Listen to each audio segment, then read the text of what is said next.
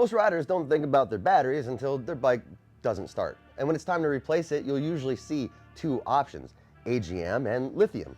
Both are great options to start your motorcycle, but both behave very differently. So let's talk about it. In today's What's the Difference?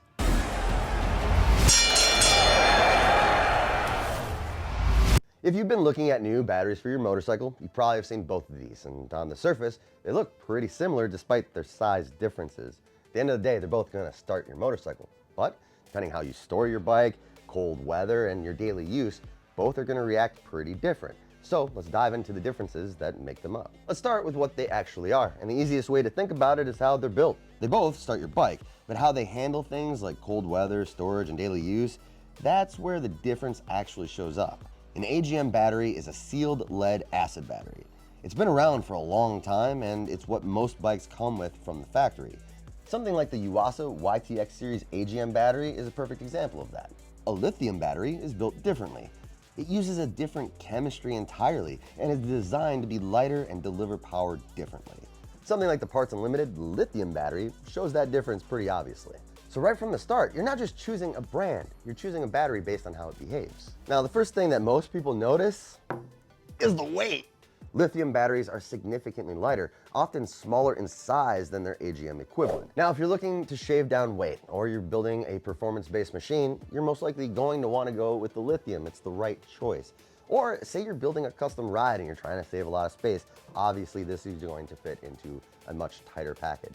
But at the end of the day, if you're not worried about any of those things and it's just about daily riding, you most likely aren't going to notice the difference. If you're just riding your bike normally, you probably won't notice the difference once you're on the road. Now, how they start and their power delivery, this is where things really start to feel different. Now, lithium batteries will deliver near full voltage until fully discharged, whereas an AGM battery will run and you'll start to feel it slow down and get sluggish until it's discharged. They don't hit as aggressively, but they don't really change either. And that consistency becomes important depending on where and how you ride.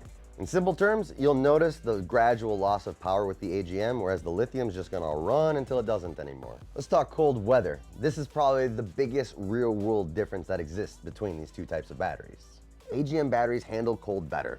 With lithiums and cold, sometimes at first start, it's going to feel weak. If you live in cold weather climate or you got a cold garage, this is something that you are going to notice. One thing you can do to help a lithium wake up is you can turn the key on, or you can turn on your lights and give a little charge going, which will generally wake up the battery, allowing for a much stronger cold start. Charging and maintenance, that's pretty different too. When it comes to AGMs, they're simple. You can hook it up to your standard battery tender and just kind of let it go. It'll take care of itself. Lithium batteries are a little more specific. They may require a lithium-specific charger, and they are not forgiving to mistakes like overcharging. Really, it's not that complicated. It just requires a little more awareness. When it comes to longevity, lithium batteries usually will last a little longer if they're treated appropriately.